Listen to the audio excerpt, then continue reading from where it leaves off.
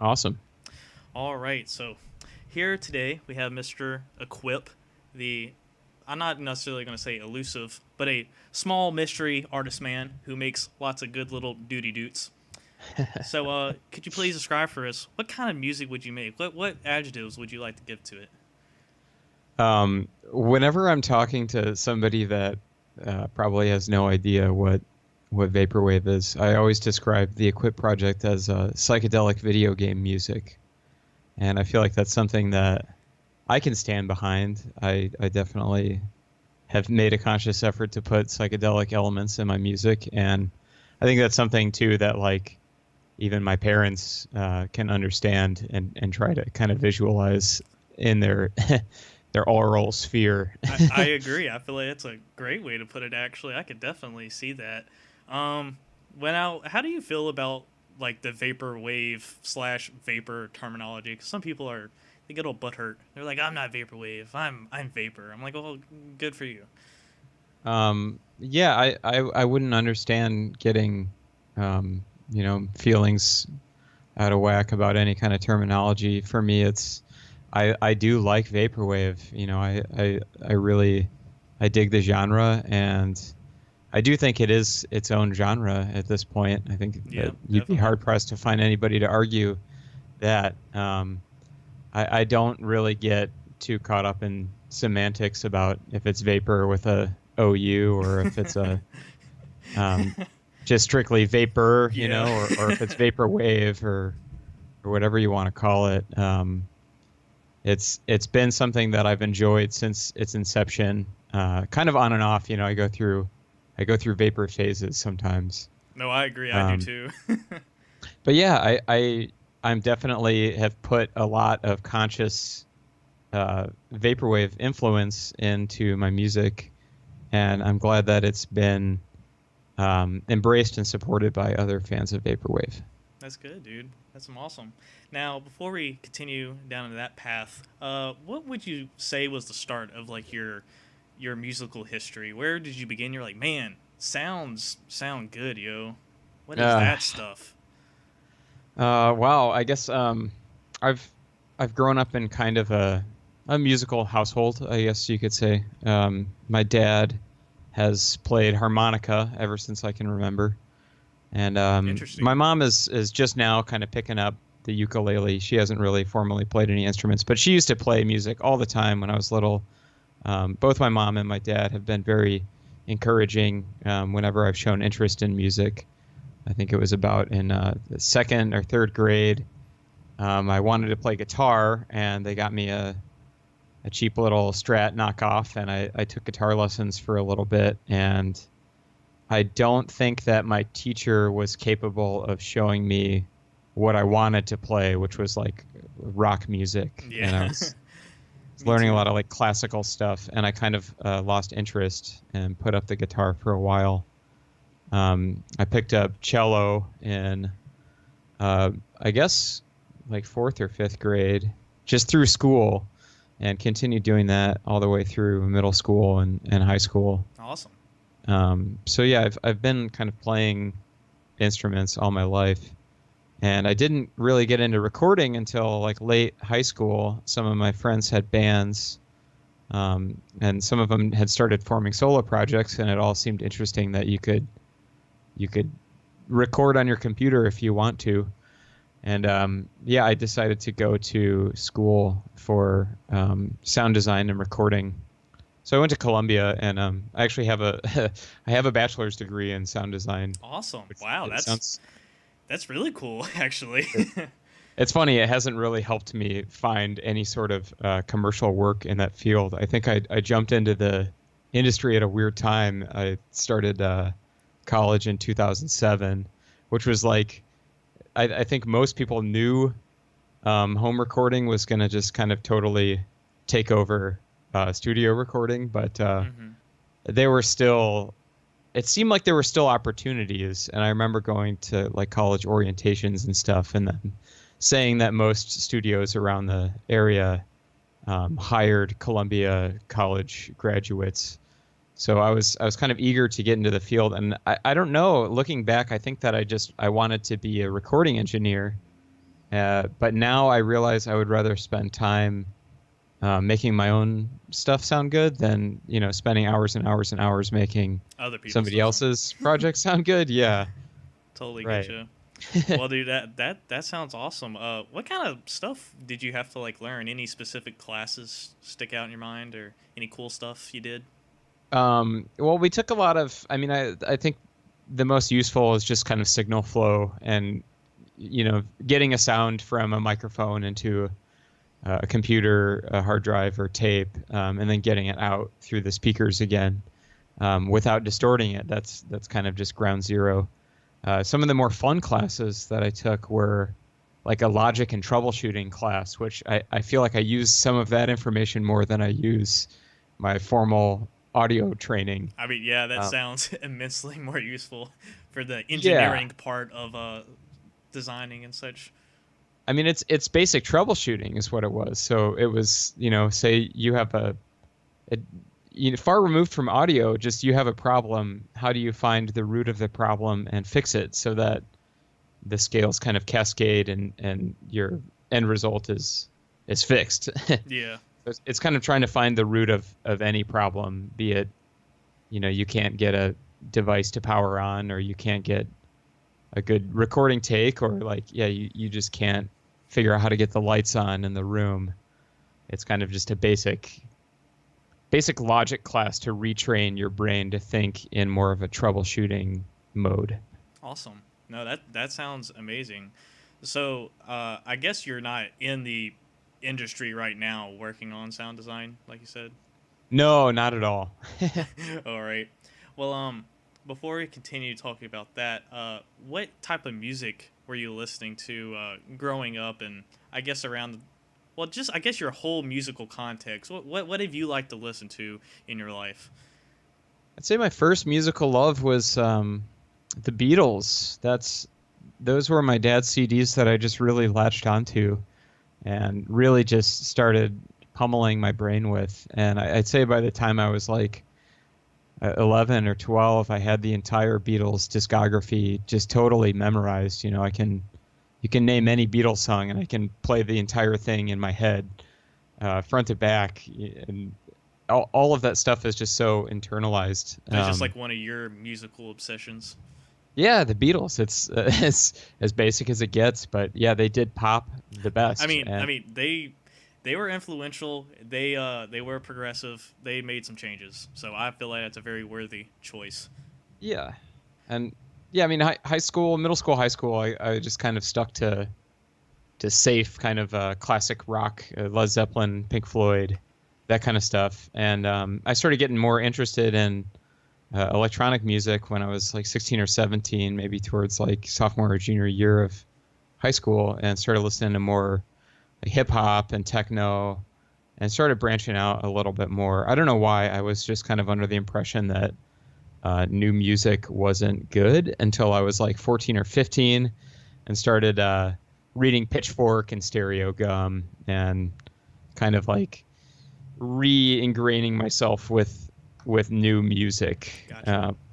Started digging for stuff specifically that I had read about online.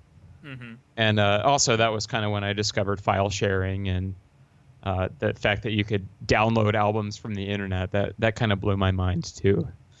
Yeah. So Dude. yeah, it's electronic music is pretty much the bulk of what I listen to now. And I'd say that I didn't even start listening to electronic music until like late high school. So Yeah, gotcha. I mean, me too. That's around the time that I started listening to it too. Because I used to, like in middle school, I used to listen to a lot of goofy hard rock music or Christian music because I was a good little Christian boy or something. But, Sure. But as I got into high school, I think my first musical loves were starting to get into Tool and then Mastodon. And then I started branching out into metal. And then somehow I found Vaporwave. How did you find Vaporwave? How did you stumble upon it? That's something that I've thought about a lot, and I've kind of tried to trace back to how I discovered it. And I think that, I think that I was really in One of Tricks Point Never, circa like 2010, 2011, and I heard that Games side project that he did with Joel Ford, and that just kind of that new, like, retro kind of 80s sounding music. I was like, wow, this is really cool. I'd never really heard like people making new sounding 80s music.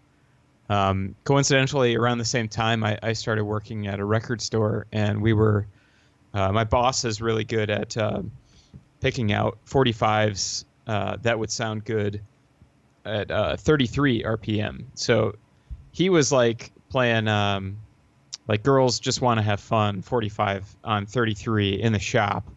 And I loved the way it sounded. And homegrown vaporwave right there. Yeah, I mean, I didn't even know that's like kind of what we liked. And we were both just kind of trying to find good 45s to pitch down without even knowing that people were like doing this. And yeah, we found that, obviously stuff with really high pitched up kind of percussion and vocals makes a great match for slowing down because it just kind of normalizes everything. Mm-hmm. And I think that the first vaporwave I heard was that Napoleon split with Computer Dreams. It's on, I think it was an early software release, maybe? Correct me if I'm wrong, but it was a cassette. I can't remember. I don't know. I don't even know those people, honestly. Maybe I'm not even a vaporwave fan. Maybe this was like 2011, I think. 2010 or 2011 when it came out. Well, I wasn't really around for a lot of the early stuff, so. Yeah, I think then I started seeing the Floral Shop pop up on like Discogs, like related artists to that split tape. And then I found that, and then eventually, found all the Vectroid side projects, found all the Death Dynamic stuff a little bit later. And then, I started digging for it for a while and just completely clogged up my hard drive with slowed down 80s music. And I put it away for a while, and then I think 2014 I kind of rediscovered it with Dream Catalog. And I'm not sure how I came across the 2814 record, but that kind of springboarded me back into vaporwave. I think I was convinced that I'd heard everything that you could possibly do with slowed down samples, from listening in 2011, 2012. Mm-hmm. And it was cool to hear people doing like new stuff with it in 2014. So that's kind of what hooked me back into it.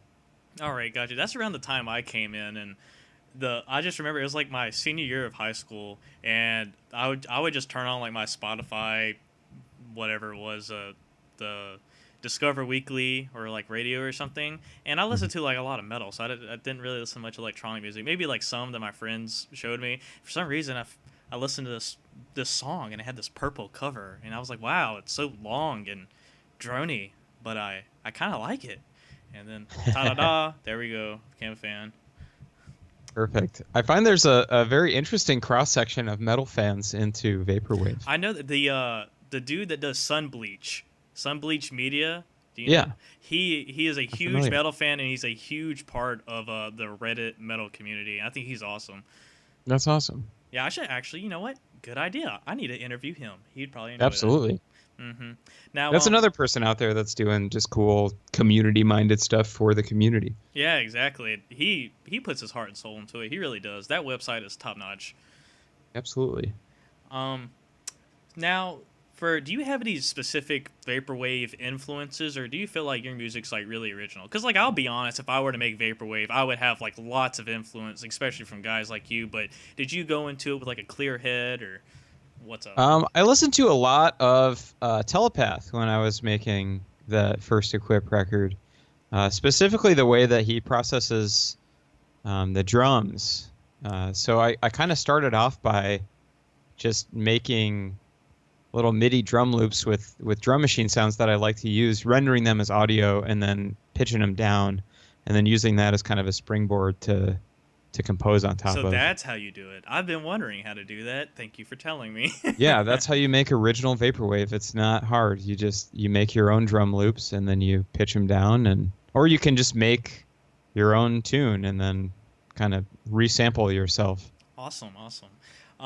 So now your Equip project, it's a very video game stylized. But I've read an article. I think it was another interview. I think maybe Bandcamp did it of you. It says you're interested in the shoegaze, and a lot of your personal projects were shoegaze projects. Yeah, yeah. I'd say it from.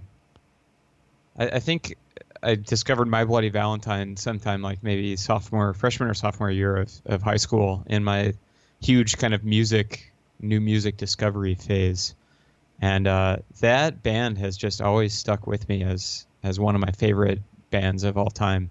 And I remember just kind of like the first couple times listening to it on headphones and like it just being so smeared sounding and obscure, but then knowing that they sold a bunch of records and that people really like it.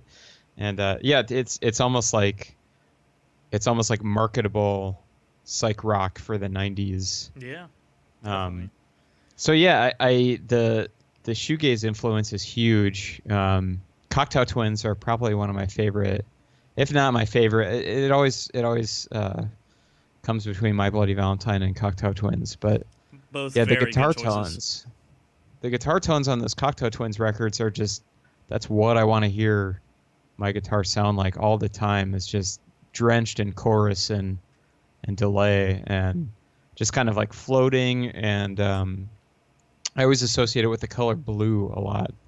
So all of my guitar racks are like, blue guitar 3 or like blue dream guitar with delay triplets.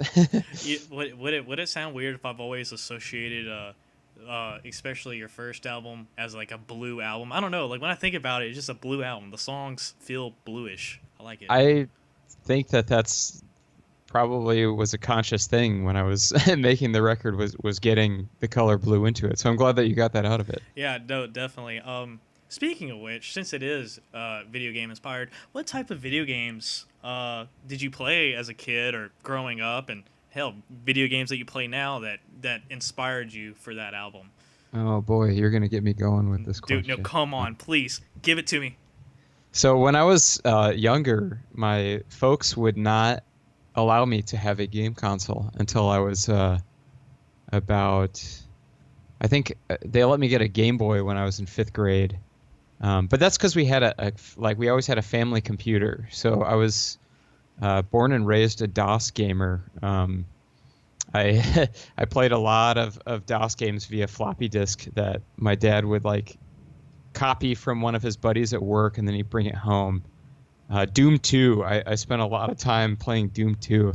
It's funny because my music's all RPG themed, but I kind of grew up on like first-person shooters. Not my favorite genre now by any means, but yeah, so like childhood, I grew up on PC games, and I would always play console games when I went to my friends' houses. So my buddy growing up in grade school, he had a Super Nintendo, and I would go spend the night, and we'd get a big 2-liter of Surge, and we would stay up. For all of you non-90s kids, Surge is like Mountain Dew with a lot of caffeine. So we would stay up all night and play, Mario World and Kirby, just any and all Super Nintendo games that he had. And he was the kid that would get a new console the day it came out. So like I remember he got a N64 and a PlayStation on the same year, and that was like unfathomable to me at the time that your parents would get you both consoles in the same year. Yeah, but yeah, I kind of got my console fix going over to friends' houses. Gotcha. I'd say maybe like 4th or 5th grade, I want to say. My cousins have been a huge influence on my gaming tastes because they always had the latest consoles too. And we would meet up once a year at my grandma's house in the suburbs here of Chicago. And they would bring all their games, and then we would set them up in the basement, and then we would just spend a week down there playing games together. And they were the first people to show me Final Fantasy VII, and that game blew my mind when I first discovered it. And then they showed me, they had Final Fantasy Anthology and Chronicles at the time too. So they showed me Final Fantasy VI and Final Fantasy V and Chrono Trigger, and I feel like those were the games that I most wanted to play when I finally got a PS2 in 8th grade. So yeah, I just watched them play RPGs every time I visited for a while, and then when I finally saved up my allowance enough to get a PlayStation 2, those were the games that I sought out first. All right, all right.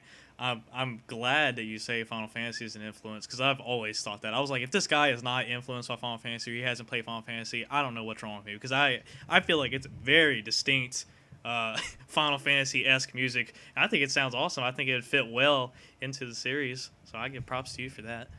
That's huge. Thank you so much. I could never touch anything that Nobuo Uematsu has composed. He's just one of my favorite composers. And yeah, I mean, I was my friend that I was talking about before with the Super Nintendo and PlayStation, his older brother had all the Final Fantasy soundtrack CDs. Oh, dang. And so he would just listen to those while we were at the house. And like some of those melodies, especially like Final Fantasy VIII and Final Fantasy VI, those were the big ones for me. And 7, of course. But yeah, a lot of those melodies are just like engraved into my head from being a kid, and it's just inevitable that they'll come out again as soon as I touch a keyboard. So yeah, the Final Fantasy series has been huge. Yeah, I imagine, dude. It's amazing. The only Final Fantasy game I really played was actually Final Fantasy X. I have to apologize, even though I know how amazing the series is, and I try to get through them all, but they're just so long. I don't have Yeah, no, I understand. But who is he the same composer for Final Fantasy X? The one you mentioned earlier? I am pretty sure 10 is like, honestly, no shade here, but that's the one where I kind of fell off of the series. There was no. I think that is big the point open where world most people map. did. Yeah. No, no offense, because like I know that's where the series kind of started to change a bit more than the other games. So, yeah, I get you. But yeah, I'm fairly certain that he did do the soundtrack for 10 as well. All right, because I could hear the I'm similarities. not positive. Not positive. I'm not positive. Well, I still hear the similarity between you and Final Fantasy. Every time I like describe your music to people, I'm like, it's kind of like it's Final Fantasy Vaporwave. That's what it is. Yeah, I like that. Yep. Now, is there any like video games you wish you could like kind of not necessarily show off, but kind of memorialize in your music? Is there any other games you're like, man, I really wish I could give off this sound-ish a little bit more? Yeah, absolutely. So the past year and a half or so, I'd say like in 2016, summer 2016, I got a Sega Saturn. I was like, okay, I'm just kind of behind on Sega stuff. I remembered when I don't know. I didn't really have any friends that had Sega stuff growing up, so there's this whole world of video games that I'm kind of ignorant to, and Saturn is like the one unemulatable console. So I bought myself a Saturn and a mod chip in 2016, and I started like going crazy, burning off Saturn games and playing them. And since then, I've just totally like revamped my living room to be like my childhood gaming dream setup. I've got almost every console from NES to current like hooked up and ready to play in the best quality. So yeah, with the territory of the Saturn, the Japanese, they're traditionally referred to as shmups, but like kind of bullet hell shmups are scrolling awesome. I love shmups. Shooters. Yeah, I've gotten really big into shmups over the past 2 years. Also in part by my friend Joe Bastardo. He runs the label Moss Archive, and his project is called Bastion Void. Really, really, really good stuff. Check it out, especially if you're into like 90s IDM. But yeah, he's a shmup nut, and we both went to Japan together, and we've spent the whole time talking about shmups, buying shmups, and playing shmups. So yeah, I've kind of become a shmup freak, and I've bought nice hoary joysticks, like arcade style joysticks with micro switches and stuff for nearly all of my consoles at this point. And my new TV I installed on a swivel mount on my wall so I can play it in like portrait mode, basically. Oh, to get the actual arcade resolution of those vertical scrolling shooters, because they would just put an arcade monitor sideways in how the big cabinet. is your So you'd get, TV? I've got like a 55 inch So right you now. just put your 55-inch TV in portrait and play your Yeah, shmups. That's awesome. I had to like reinforce the stud work behind the wall to mount the TV to it, but it was worth it. That is totally worth it. That is amazing. I am in awe. Thank you. Now let's see here. Do you own a record label? I don't actually know if you do. It seems like everybody in the vapor scene has some label somewhere, and I just don't know about it. Yeah, I've done a couple. The one that I've spent the most amount of time on was with my dear friend Colin. He's got an awesome project called Antlered. You should check out if you're into like sample collage kind of stuff. He's kind of continually built on that sound and now does really, really awesome collagey, ambient, droney soundscape stuff. He's really mastered his craft. Anyway, I digress. We started a label, or actually, we inherited a label from a couple friends of ours called Breathing and Receiving Oxygen Records, Baro for short, Baro. So we did that from 2013 till just about last year. It started getting kind of complicated because he moved from Chicago to Portland, and it was a little bit harder to coordinate shipping and just all the little gears and mechanics of running a label got a little bit more difficult when we were separated. So we kind of decided to put the nail in the coffin last year and put it out to pasture. But I started Ephemera Archives last year to do that Telepath Virtual Dream Plaza box set. That was you. Yeah. Oh my goodness. I'm so happy I found out who that was now. Yeah, I've honestly I have avoided like engaging too much with like as the face of that label. I kind of just, after the amount of work that was Baro, I kind of wanted to Ephemera Archives to be like the ultimate hobbyist label where if I really wanted to do a release, I would just do it and then just kind of just announce it with no warning and not really put a whole lot of time into like promotion. Gotcha. And that kind of stuff and like hype. It's just like if people want it, they'll go seek it out.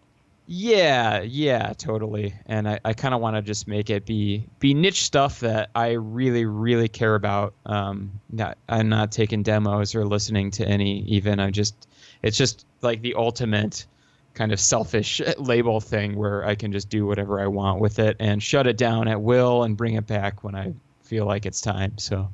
All right, that's fine, dude. That's awesome. How is it working with Mr. Telepath? I don't know much about him. He's a very private figure. I don't think I'll ever be able to interview him. Maybe one day. But if you can, is he a pretty cool guy? Yeah, he's nice. Our communication is also kind of limited. I came up with the idea for the box set, and it was kind of joked about, like, oh, who's going to do it? And I was like, well, I think that I could actually pull it off. And we worked on it for about 2 years before it finally hit the market. And I mean, I initially wasn't really sure how much to make, and it was really, really, really expensive to get everything together. And I only, we made about 25 units, and that was all I was going to do. But I got so much. I got a decent amount of hate for that, and it was never my intention to make like just an ultra limited collector's edition. So. I decided to just make as many as people wanted and started taking pre-orders. And so, yeah, I think we might do another round of pre-orders again. I think there's still people that didn't get it the first time and missed out. So, yeah, it's been nice working with Telepath. He's a nice dude. And, I mean, it's been pretty seamless. So. All right, that's good. Speaking of which, I feel like you sound like a pretty big Telepath fan, as am I. Any specific era Telepath you really like, or any albums you like to shout out and be like, oh hey, this one's really good, people go listen to it? I mean, I think the one that I like the most and come back to the most is kind of a favorite of everybody's, and that's Beyond Reality, which is the one with the elevator on the front. Oh yeah, That was kind of the one that hooked me. And I also like that last one that he did a lot before he started going off and doing more original stuff. Crap, I forgot what it's called. It's got the lady flying on it. I know which one you're talking about. It's like I fly to you in the night or something. Forgive me for butchering the title. It's just, dude, I butcher all the titles. Isn't it like the one where she's like in a nightgown, just like flying in the sky? Yeah, that one. All right, people, if you're listening and you go to Telepath Bandcamp, you'll see it. No worries. Yeah. Yeah, that one's really cool. And of course, I like all of his newer things. I think that he's an expert at sound design, and he's getting really into rack synthesizers, period rack synthesizers from the 80s and stuff. And he's really like spending a lot of time making new original ambient music, and I think that's really cool. I think that's kind of like the natural progression from doing primarily sample-based stuff. Yeah, I agree. I really wish, I feel almost guilty admitting this, but I'd really like to know just how he gets his sound, because I feel like that even though he's like abandoned his sound and Gateway kind of holds this classic Telepath sound, I feel like it could be evolved a lot more. But I'm a music little baby, so I don't really know how to do much music stuff yet. I'm learning how to be a music producer, but we'll get there over time. Yeah, I've dissected a lot of his tracks to try to kind of figure out how the effects are processed, and I mean, I of course don't know his rack, but what I've done on other tracks to kind of simulate that feel is you pitch the drums, but don't necessarily link the pitch to the tempo of the song. So you kind of like slow the song down to what you want tempo-wise, and then adjust the pitch. And then a lot of it has to do with just a long phaser on the decay trail of the delays.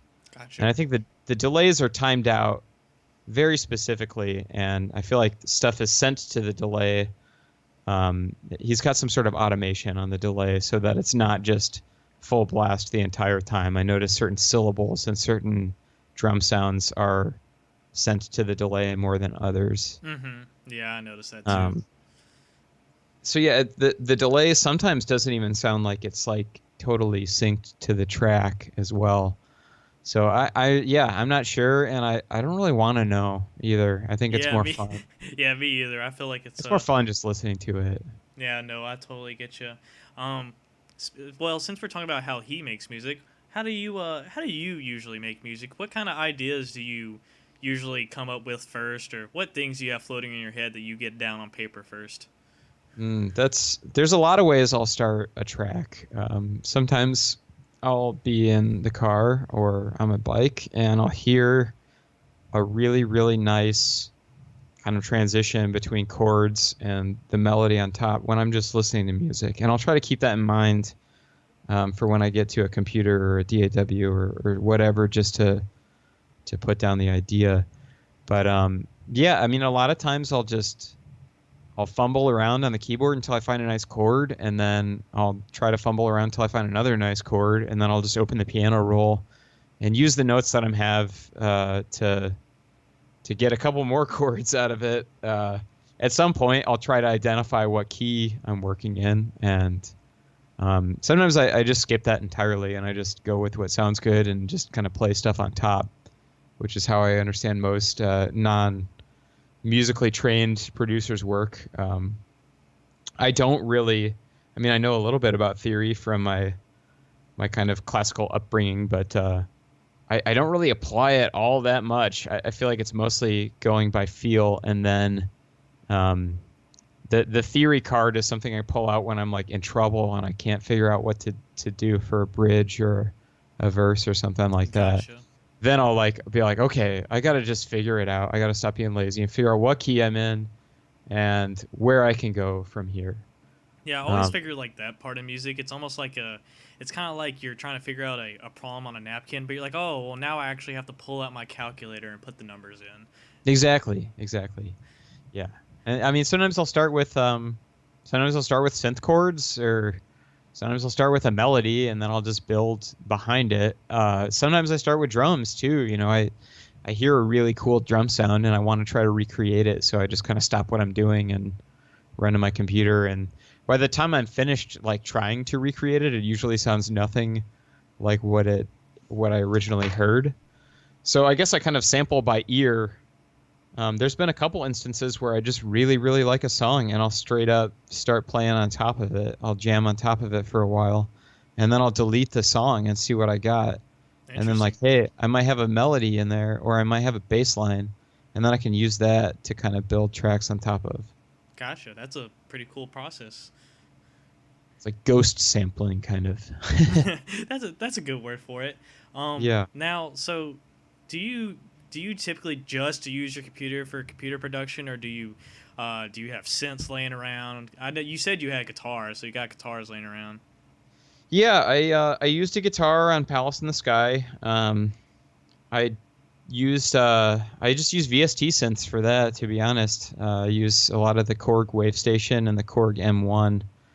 They're just kind of period synths that have a lot of evolutions of kind of wacky general MIDI sounds that people associate with both video game music and vaporwave. And I like really plucky percussive sounds a lot. I think that they sound good generally when pitched down a little bit or with a bunch of delay. For Synthetic Core 88, I bought my first piece of like outboard gear, which was a Roland sound canvas. And I read that was what Nobuo Uematsu and a lot of other 90s video game music composers used to make their iconic game soundtracks. So once I got the sound canvas all hooked up, I found like just the presets, like the orchestral presets, the harp and the pizzicato plucking and the strings and the timpanis and stuff were just kind of naturally inspiring. My fingers would just sort of play a kind of Final Fantasy-like melodies just from hearing the sounds that I was so used to having heard from 90s video game music. I bet that was an awesome feeling to be like, man, I have what they use in my hands. This is so crazy. Yeah. So the way the Super Nintendo sound chip works, which is arguably like kind of my most favorite sounding console, is there's a tiny little bit of memory for samples, and everything is sample based. Like all of the instruments are basically one sound sampled at C and then pitched up and down. So that kind of gives the iconic Super Nintendo sound. So I kind of try to do that a little bit now when making stuff. The SC88 record was all just straight MIDI from the sound canvas to tape. But the new stuff I'm working on, I'm kind of trying to sample each sound to make it sound like it does on a Super Nintendo. Gotcha. That sounds awesome. Yeah. I have a Game Boy ROM of a DAW, and it like manipulates the sound chip. So I've experimented a tiny bit with LSTJ? I think that probably is what it is. I can't remember. It's been a while since I played with it, but yeah. Yeah, that's a really cool program, and I've also thought about trying to get that going as well. I went to there's an amazing chiptune series in Chicago that I just recently discovered called Bit by Bit or Bit X Bit. I'm playing the next one, by the way. It's Saturday, June 23rd. Awesome. But it's at a cool little loft space, and are you familiar with Floor Baba?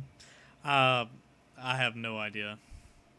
Floor Baba is like, man, I don't really want to pigeonhole this guy by calling him like trap or footwork or juke or house or anything, but he makes like fast electronic music, and it's definitely inspired by games. So he was the headliner that night, but a lot of the other people that played like brought their own Game Boy rigs and played their LSTJ creations live, and I was kind of just blown away. I mean, some of it just sounds like modern dubstep, and you look down and they just have like 4 Game Boys on the table. That sounds awesome, actually. That's amazing. You can really push that sound chip. Have you ever listened to like a Perturbator any? Yeah, I have listened to a little bit of that like new retro wave, synthwave stuff. Okay, so he has like an EP I can't remember the name of it, but anyway, it's a little EP that has arcade versions of songs on it, and it kind of sounds like it's basically just chiptune versions of songs. Like they have a arcade version of Future Club and stuff, and it sounds really cool. That's really cool. Can you actually play them on original hardware? Uh, I wish. Maybe I need. That's something I probably need to dig into a little deeper. It sounds like you probably could because it is a very basic sounding song. So I'd imagine, but I don't know. I think stuff like that is super intriguing. I've been wanting to do kind of like chiptune versions of stuff that I already have, as well as new stuff starting forward. My dream would be to do like an actual Super Nintendo cartridge release with, real chiptune on it. Wow, and it's that'd totally be possible. I've like talked to a ROM programmer, and it's completely doable. It's just, I have a SNES music tracker. I just need to put the time into bringing all of my MIDI into it, resampling all of my instruments, and like putting them into a format that the Super Nintendo can recognize. Gotcha. I think there's a Kavinsky EP. He's also in one of those other kind of neo synthwave, new retro wave guys. There's a Kavinsky release that is released as a Genesis ROM, and you can actually, I've played it on my Genesis before. It's really cool. That is really cool. That sounds awesome. You can load it onto a flash card via SD card, like an EverDrive or something like that, and just straight up play it on your Genesis. It sounds amazing. I guess you're kind of interested in releasing music in very interesting formats, huh? Yeah, I'm definitely a dead format nerd. I have a Laserdisc player in my living room. I have tape players in multiple rooms of the house. I've got a couple of VHS players. I've got a pretty large record collection from working at a record store for so long. And yeah, I mean, even as a kid, I was like, the first time I saw an 8-track, I was like, what is this?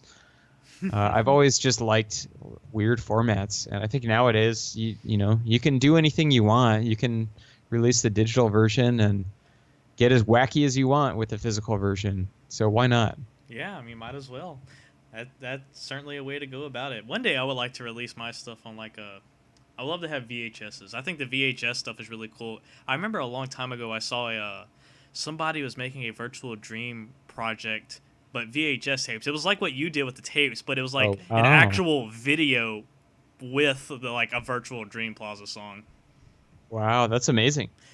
But however, last time I tried searching for it, which was like a few weeks ago, I just couldn't find it. So maybe that's something I need to dive into. Maybe help some people out and create one day. Maybe. Yeah. Yeah, it seems like the VHS stuff is getting more popular in the scene. I remember that I was bummed I missed out on that the Death's Dynamic Shroud Virtual Utopia experience VHS. That looked super cool. Oh yeah, especially because I'm a big fan of the series that they kind of dedicated it to, which was the Gate to the Mind's Eye series. It's like a 3-part kind of early demonstration of computer graphics. Wait, is that the what is it?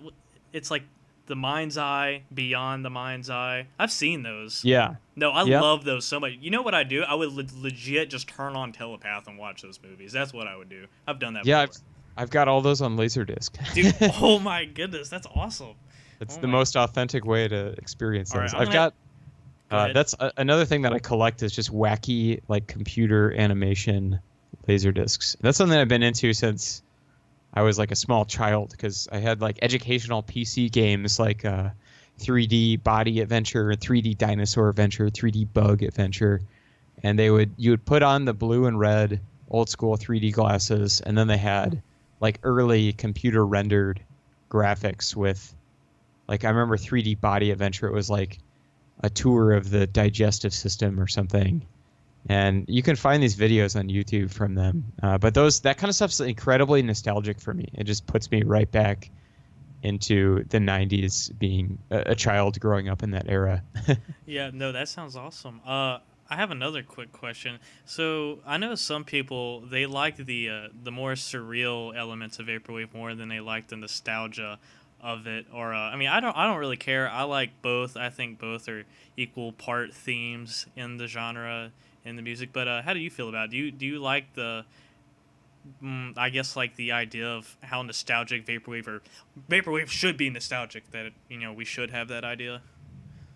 Yeah, I find almost everything I make is kind of has some sort of tinge of nostalgia to it, but I mean, I like both. I like both approaches a lot. I really like surreal stuff. That's always been an interest of mine, and it, that particular genre of music, when somebody can pull it off well, um, if it can evoke both feelings, then that's amazing. Mm-hmm. I agree. I forgot to ask earlier, what DAW do you use or different software that you like to use for making music? I do everything in Ableton Live. Ableton Live. Okay. Yep. Alrighty. I'm thinking of trying out Reason. I had went through a not a Udemy or one site like that. I went through like a course on how to do Ableton, but it didn't really stick very well. Maybe I'll try Sure. Reason. Yeah, Reason. I've never actually tried it before. That's the one DAW that I've never really given a chance. In school, I was trained on Pro Tools, so I'm more than familiar with that. But I found Logic's workflow was a little bit easier to create with, so I started making stuff in Logic, and then eventually tried out Ableton for the first time in like 2009 or so, and I was hooked from there. It's really intuitive to me, and I like the way that you can kind of just build clips and then put your clips together. Like, I grew up, I played a lot of Legos as a child, so for me, Ableton feels like audio Legos. Maybe that's how I need to start looking at it because I do know like a good bit of Ableton now, but I guess I missed out on like practicing with myself, so I'm not fully there with my fundamentals. But I'll start looking at it a little bit like that. That sounds like a good way to approach it. I think the in-program tutorials in Ableton are great. I taught myself Ableton just from using the help menu, basically. Like, oh, I want to make a bass line. There's a little thing that's like, get started. Want to make a bass line? Click here, and then it teaches you how to do it within the program. Gotcha. Now, do you have like a big keyboard, MIDI keyboard you hook up to your computer? I guess most people do. Yeah, I've used on Palace. I used MPK 49. It's nice. It's like synth action keys. They're not weighted or anything. I was never a piano player, so I don't really need weighted keys. So I used that for a while, but it's really dirty. There's like a bunch of dust in all the pots and stuff, and it just sends control changes to Ableton nonstop. So like I'll be Interesting. working on something, and then like the delay, decay, or like feedback will just crank all the way up, and I've kind of put it on hold temporarily until I can get it cleaned out. All right. Recently, I've been using like really, really small, compact MIDI keyboards. I use a 25 key CME X key, and it's about the weight and thickness of like an Apple Bluetooth keyboard. And I like that thing a lot because I can bring my laptop to like a park or like on my roof or back deck or something, and I can just plop it right on top of the keyboard and like compose with a 25 key keyboard. Gotcha. And recently just picked up one of those Korg Bluetooth keyboards too, which works really, really well. I was surprised. I wanted like more than 25 keys, but I didn't want a full 49 key. So I got like a 37 key Korg Gotcha. that I've been using a lot lately. All right, that's pretty cool. I actually am using MPK Mini, so I feel happy that I'm using similar-ish equipment to you. That's pretty cool. The MPK Mini I used for a while, and I think I just got a bad one. There was a couple of the keys would get stuck, and I feel like the key throw is a little bit too deep for me on the Mini. I I always could get see my that. fingers. My fingers get like stuck under the keys. I don't know if I just play No, I think I have that. weird or I have that problem what. because the keys are real tiny, and even I have tiny hands, but even still, like I totally get that problem too. It feels like my fingers like stick to the sides of other keys when I push down. Yeah, yeah, exactly. It's there's too much throw, I think. Yeah, but have it for $100. I think it's a pretty good little doohickey. It's nice because you get other stuff besides keys. You get like pads, and the little vector joystick's really cool too. I agree. It's just I feel like it's a fun little tool for all you listeners out there. If you want to begin, I would say get one of these little bad boys or something like it. It's not bad. Yep. Now I have another question. How is your artwork and stuff taken care of for albums? Because I legit do not know the process of how people get artwork and stuff ready. Like I just don't know. So when I was doing Palace, I mean, I had been a fan of Keith Rankin's artwork for since the first time I saw it, and I love Orange Milk Records, and all those covers just seemed super inspiring. And I at the time I was like, I would love to release something on Orange Milk, but I just don't think that I don't think I'm good enough to release to the Orange Milk caliber. So I was like, well, I guess I could still just pay Keith to make me album artwork, and that might scratch that itch. So yeah, I just reached out to him, and I was like, all right, how much for a cover? And we kind of discussed it back and forth, and it was within my budget for sure. So I paid out of pocket for the cover of Palace. I'm really, really happy with it, and I just figured it would be a good investment. And it was really cool being able to work with him again for the 100% Electronica vinyl reissue. I always felt like I wanted to have some sort of like huge, grandiose, epic piece as like a gatefold art. And yeah, I was really happy when I got to work with him again to kind of complete the packaging for that. So I think it's beautiful. I think he's a great artist, and I feel like he did a really good job. I've been wanting to get the vinyl of Palace in the Sky. I'm just a poor college student. Can't do that yet. yeah, I understand. But I one understand. day, because I truly think it's quite beautiful. Also sounds quite nice, so I like it. If I had any extras, I'd send you one, but Hey, don't worry about it. No worries. So how was the art taken care of for the Synthetic Core album, by the way?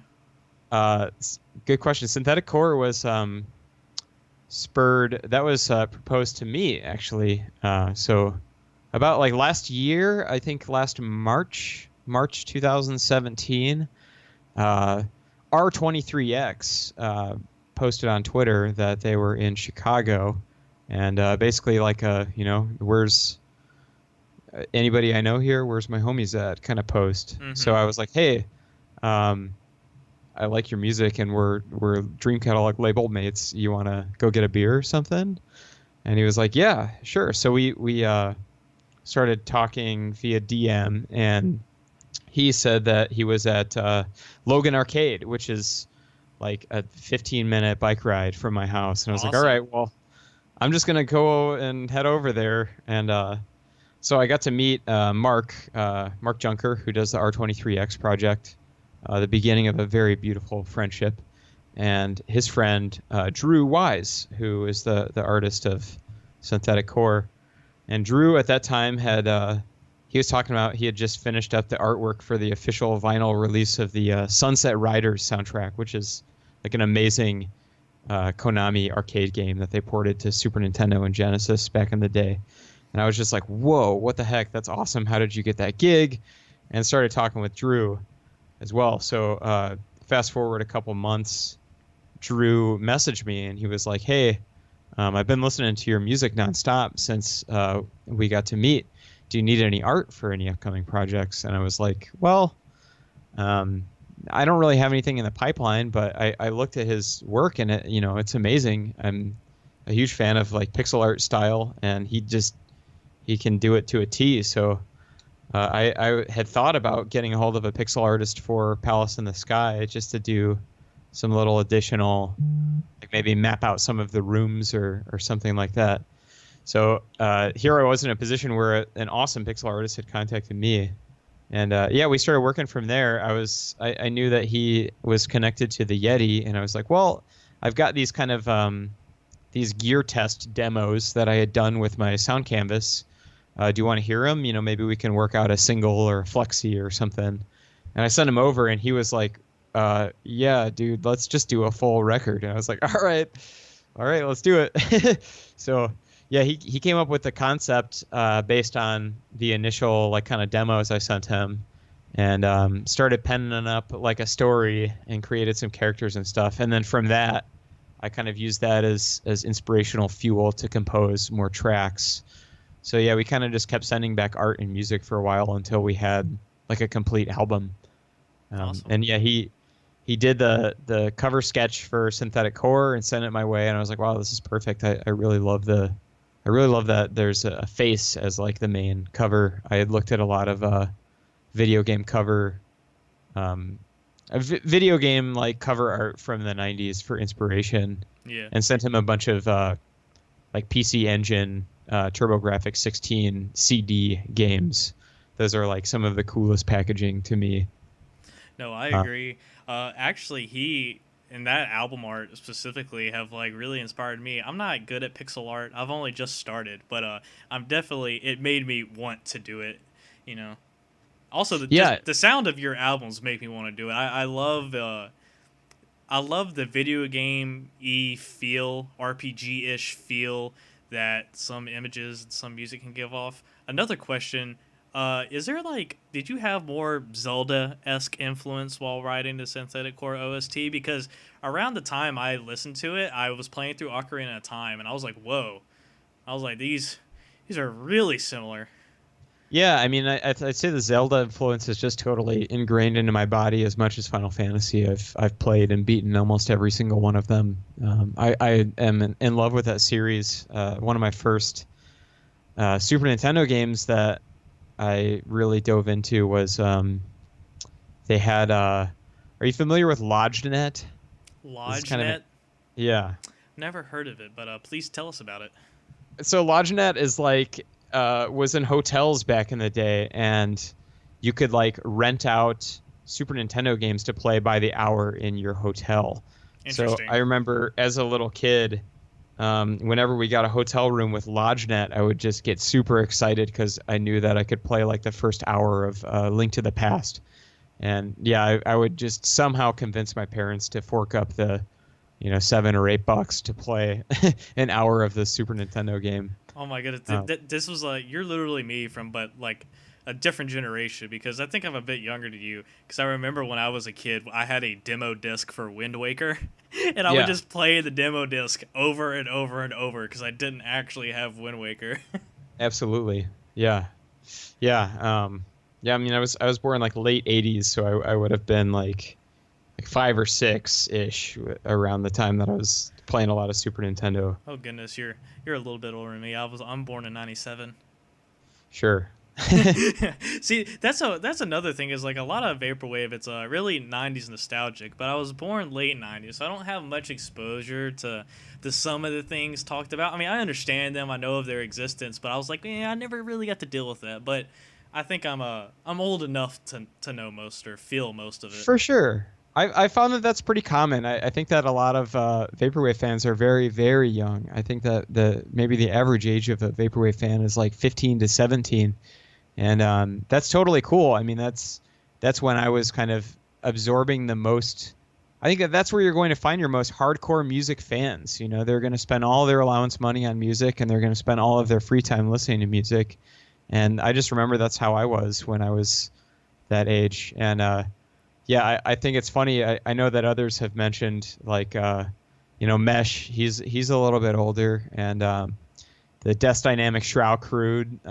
They're like probably a little bit older than me, but still pretty close to my age. And like Dan Lapatin, I think that maybe that those extra couple of years give us an edge up in creating like really good nostalgic vaporwave because we were there for the 90s. I agree. I agree. I think all those people do a great job of all that. Y'all certainly, especially Mesh, all of Mesh's like samples and stuff. I'm like, I just don't know it. He's crazy. He's got so much more stuff than me. I just Yeah, the Mesh stuff is crazy because just some of the commercials, like I can hear the first couple phrases of it, and then instantly my brain knows the rest of this commercial that played, when I was probably like 5 or 6, which is crazy. It speaks as a testament to advertising techniques. See, But I actually kind of like it because when some people listen to like vaporwave or similar types of music, they're like, I can't really separate it from what the samples are. Because the thing is, there's a rune. It's like I forgot the name of the artist, but it's like a RuneScape wave basically, and it's got. oh yeah, And I've listened to it, and I love that album. But the thing is, I'm one of the weird people who didn't actually play RuneScape, but my friend did. So whenever I played it, he's like, "Dude, we cannot listen to this album. It's so weird for me." I'm like, "I just think it sounds like cool vaporwave." He's like, "No, like you don't understand the context of what I'm listening to." So maybe that's where some of these 15 to 17-year-old fans come from, is because it's almost entirely It's basically original music. Thinking about it. Sure. I mean, I didn't get to experience the 80s. I was born at the very tail end of it. But I still love 80s stuff, and I really get a kick out of the whole, like, just, I don't know, the old VHS footage of 80s TV commercials. That there's something to be said for kind of a nostalgia for something you never experienced. That's something you hear people talk about a lot with Yeah. vaporwave. So for me, I get that kind of stuff from like 70s and 80s stuff, whereas like the 90s is more familiar to me because I lived it. But then the kids these days, they get that experience for the 90s, which I kind of find funny. And I know that there's going to be another future generation that'll get that experience from like the early aughts, like the 2001 aesthetic they'll be That's gonna be chasing. so weird. I don't want to Yeah. think about that. Yeah, there's some interesting stuff being done. Like, have you heard of that Metro song, little subgenre of vaporwave? No, I haven't. I need to go listen to that. What is it? It's Metro song. So check out like Pine Vok. It's kind of this early, like mid 2000s, like ukulele kind of commercial sounding music. It's like 2007 nostalgia for like 2007 and 2009 style, like eco-friendly, going green kind of music. Interesting. I think that's like a super super creative concept. I got a lot of credit to the creators of Metro Song. I think Mr. What's his name? Mr. Christ TTT. I think Yeah. he has some similar ideas in his music where he's using more modern ideas to either parody or satirize in his music. Yeah. Yeah, no, so okay, I was looking for the creator of Metro Song. Pine Vok is a side project of Stevia Sphere. Oh, okay. I know who that is. Yeah. Yeah, and I don't know if they're still active with the project or Metro Song in general, but I thought that was like the coolest thing. It's like making this kind of like indie IDM, like, let's go green and recycle, like whistling and ukulele kind of stuff. Interesting. That is really cool. I'm gonna have to look into maybe I need to be the screwer and chopper of the early 2000s pop music. Yeah, sure. I haven't Well, heard very much of that yet. Echo Jams kind of touches on that a little bit. The Chuck Persons release. I think that Lopatin has not really like locked down to a certain genre. You have like 70s samples and you have early 2000s, late 90s. I think if it sounds like an era, you can evoke nostalgia from it. Yeah, I guess so. That's a good way to look at it. Speaking of Mr. Lopatin, he's a pretty crazy guy. I heard that when he was recording Replica, he basically just took like tons of CD tapes of different 80s commercials and just flipped through them until he found something that he thought sounded good, and he just immediately went and ran crazy with it. Yeah, I read a bunch about that too. I think he had purchased like a bunch of 80s commercial music compilations on DVD and just kind of like went through and looped all of the weird parts kind of between notes where it sounds a little creepy, but it's got like some tape saturation on there. And yeah, I really like Replica. It's a really cool record. How did you feel of his new album, Age of? I haven't listened to it yet. I haven't. I've only listened to like half of it. It's okay. I'm not a big fan of the newer 100 Tricks Point Never stuff. I just love the Juno 60 stuff. All the like riffs. Returnal's where it's at. Okay, I love Returnal. I love riffs, and I love Replica. But everything after that, I just haven't really explored yet or gotten into, unfortunately. I got into 100 Tricks from like the like 2010 synthesizer scene, like Emeralds and stuff like that. There's a big kind of thing in the Midwest with Emeralds and all of their solo projects. You got like Mist and Outer Space and Steve Halshield. That kind of led me to Lopatin's music. B-Mask was kind of another one around in that era. So I guess my just general synthesizer nerddom has led me to vaporwave invariably from like 2010 era Midwest synth music to echo jams. Gotcha. Out the blue. How do you feel about Brian Eno?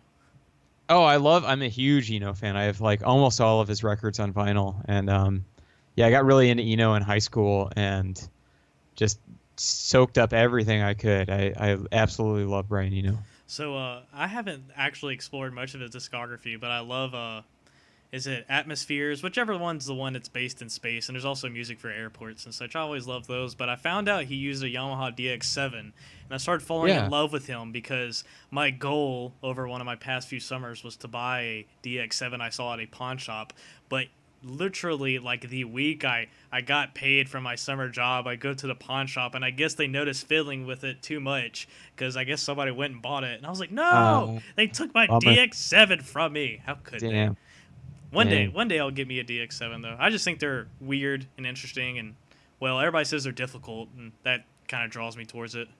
It's difficult to program, but I think that most people just want the presets from them because that's what was used on pretty much every hit record ever made in the 80s. Well, that's why I want to program it because I've found out that Brian Eno was one of the few people that actually programmed it himself and did that all. And I was like, that's what I want. It was like those crazy ambient noises. I want to try and make some of those. So Yeah. Yeah, it's funny because my favorite Brian Eno record is the one that he did with Harold Budd called the Pearl. And at first listen, it just sounds like a piano record. But then if you put on like headphones and you just absolutely crank it, there's this whole other world going on in the background that you would never even hear if you were listening on like laptop speakers or just casually listening at a quiet volume. interesting. I have And to go check that out. yeah, it's his attention to detail is what I love the most about Eno. And I tried to kind of like put these kind of Easter eggs and really quiet, kind of hidden sounds in some of my tracks too. But yeah, I feel like Harold Budd and Brian Eno, The Pearl, that's like one of my top 5 favorite albums of all time. Awesome. I'm gonna have to go check that one out. Honestly, also I'm glad that you decided to put those types of things in your music too, because I love really subtle changes, especially when you bring like other motifs back around in the song and you just change it just a tiny bit. I feel like it makes it really cool in my opinion. Yeah, I mean, there's nothing better than say you're like really familiar with a song on just having listened to it on like a Bluetooth speaker or like in your car or something like that. And then you find like a set of really, really good speakers. For me, like I just come home and I turn on my studio monitors and then you just really crank that song. And then all of a sudden you hear all these details that you never heard before. And then the next couple times you listen to them, you can still hear the details. Like it's now just entered your object permanency in your brain. No, I completely agree. That's the way I am too. It was like I forget the last song it happened to me. I was listening to it's Cynic. You know the band Cynic? Yeah. Uh-huh. All right, so I was listening to Textures. The Textures is one of my favorite songs of all time.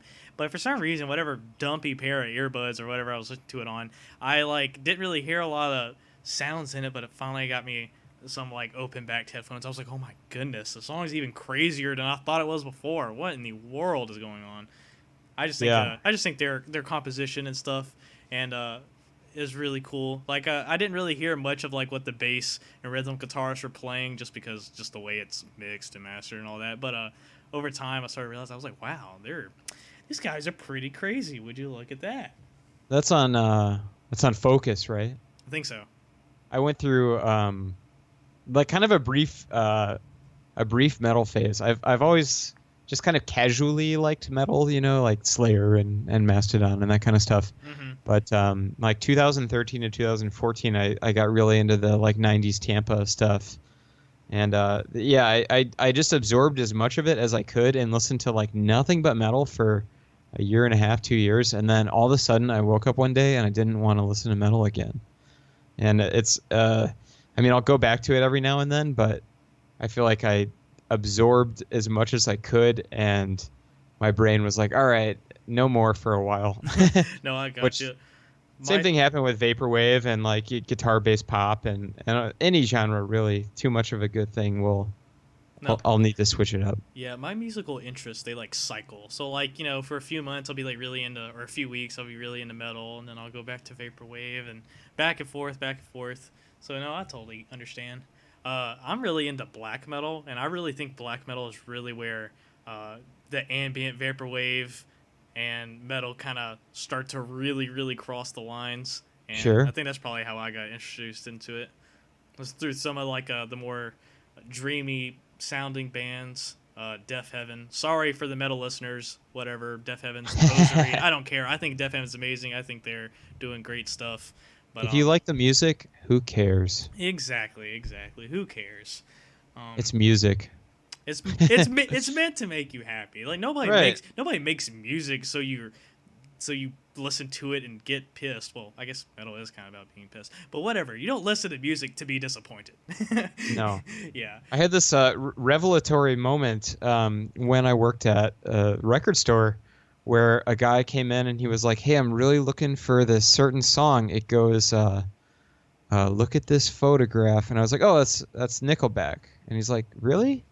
I don't think I like Nickelback." I was like, "Yeah, but that's a Nickelback song. Let me try to find the CD and I'll set you up at our listening station." And I found the album and I put it on and I gave him the headphones and man, I could see it in his face when that first chord, the "look at this photograph." I was like, oh man, like he just melted, and he was getting just as much musical enjoyment as I get out of listening to Cocktail Twins, out of Nickelback. And like who's to say that guy is wrong? That like Nickelback's a bad band. No, they're not a bad band. You just don't like them. You go, guy. You listen to your Nickelback and you love it, man. Yeah, exactly. I mean, he got just as much. I could tell that he got just as much enjoyment out of that as anybody would have gotten out of any of their artsier picks. So, for me, there's no good or bad music. It's just music you like or you don't like. Now, have you noticed any vaporwave imagery, or at least some strays into the mainstream? Because I see like the big one I see is Kanye West. Not that I listen to him, but he's a big popular person. Sure. He recently released an album with Mr. Kid Cudi called Kids See Ghost, and it's kind of a vapory cover, and I feel like the underground the underground vaporwave movement of like art and stuff, I feel like it's starting to leak into the mainstream a little bit. Not necessarily where everything's just palm trees and blue and pink, which I kind of dislike that's what people consider the vaporwave aesthetic. But I'm a little over the palm tree grid, yeah, Fiji water bottle thing. But I feel like some people are kind of bringing these ideas to the mainstream in terms of art and different music and stuff. Yeah, I think that. Well, maybe the first taste was that Rihanna appearance where she did that kind of sea-punk thing on, was it Letterman or one of those late night shows? I don't remember. I'm looking at the cover art now. It's interesting. It's definitely very Japanese themed. That Kids See Ghosts record. Yeah, it's really more about like the motifs that show up in the art being shown through like the mainstream, because like although it might not be like, you can't look at that and be like, oh, that's a vaporwave record, but like Right. There's certain motifs that have started to leak out, like that hazy color it has to it, the Japanese Sure. to it, kind of leaves a layer of mystery to go behind, that I really like vaporwave for. I'm glad that some of it's in Japanese, which I had that problem the other night when I was on air. I had Telepath playing, and some guy was like, man, this is awesome, dude. Where's this music coming from? And I was like, I wish I could pronounce this album for you, but I can't. Yeah. So, but I still like that. That's the way the music is, Sure. I mean, I think that like more of the mainstream knows about vaporwave than one might think. I don't think that it's all that uncommon for, I'm sure that like Drake or Cudi or Kanye or any of the big names, I'm sure that they have heard some vaporwave at some point. How could they not? And I would assume that influence will creep into their music at some point. Yeah, There's that's what I'm saying. There's a kind of a rock pop group called U.S. Girls or Us Girls. I'm pretty sure it's U.S. Girls, but they did a song on their last record, which was On 4AD, I think they've released a new record since. It was their 2015 record called Half Free. And one of the last songs on the album is called Navy and Cream. And it's like, it's totally just they made a vaporwave track and then sang on top of it, basically. And I've looked at like live videos, like, how are they going to do it? And yeah, she basically just kind of hits play on a sampler and then sings along with it, and then has a guitarist come in and do the solo, which I think is really intriguing that that more and more even like guitar rock bands are kind of taking note. That last the Tame Impala record Currents with the Robert Beatty cover, I think that also kind of had a lot of, they were using a lot of like 80s era synths, DX7 kind of FM synthesis stuff. And yeah, I think it just keeps kind of creeping more and more into the mainstream. Gotcha. Also, I can confirm it is U.S. Girls because I just looked it up. Great. Now I know. Yeah, I'm gonna have to go listen to that. That seems pretty interesting to listen to. Now, how much are you into like the cyberpunk motifs and themes of vaporwave? I don't really think much of your music shows that off, which is fine. Not that it has to, but just wondering what your thoughts are on like the cyberpunk type stuff. I really like Sid Mead artwork, and I love Blade Runner and Akira and all the great cyberpunk mythology. But yeah, I don't really connect to it too much musically. I guess I like kind of more a mix of more organic and synthetic sounds, whereas a lot of the cyberpunk is just pure on synthetic sounds. Gotcha. But yeah, I like cyberpunk music, and I like the cyberpunk like world building aesthetic. That new cyberpunk game coming out looks really, really cool. I was just about to ask you about that, actually. I can't wait for that. Also, there's a new game coming out called The Last Night that's like a dream aesthetic. It's kind of like, it's funny, I know that the developers are Dream Catalog fans too. But it's this like kind of neo pixel art with all these kind of cool, crazy, hazy effects and stuff. And oh, I'm looking at it now. Wow. Yeah, The Last Night is maybe like one of my most. I don't really like pay too much attention to new game news. Like I have a PS4 and a Switch. I buy games for it occasionally, but I mostly play Saturn or SNES or Genesis. But yeah, The Last Night is like, man, I might have to buy an Xbox One just to play that game. No, dude, it looks awesome. Speaking of which, oh, shoot, I forgot what I was going to say. There's a similar game to not to Last Night. Oh my goodness, let me think. It's a vaporwave game called All Our Asias. Oh, yeah. I don't know much about it, but it seems really cool because it's basically a vaporwave game. I did a song on the soundtrack. I thought you had. Yeah, I really want to play it. I know it's free. I really need to get down and do it.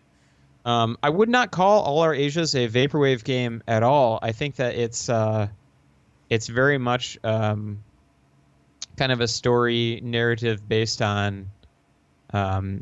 It's based on so many things. I feel like you go through a huge range of emotion in the 3 hours of the game, but it's inspired by kind of like PlayStation low polygon games. So I can kind of see how that aesthetic would come through. Yeah. And yeah, upon looking at the screenshots, I guess you could totally read it as a vaporwave thing. Yeah. So I apologize for pigeonholing it as a vaporwave game. I just see vaporwave artists sharing it.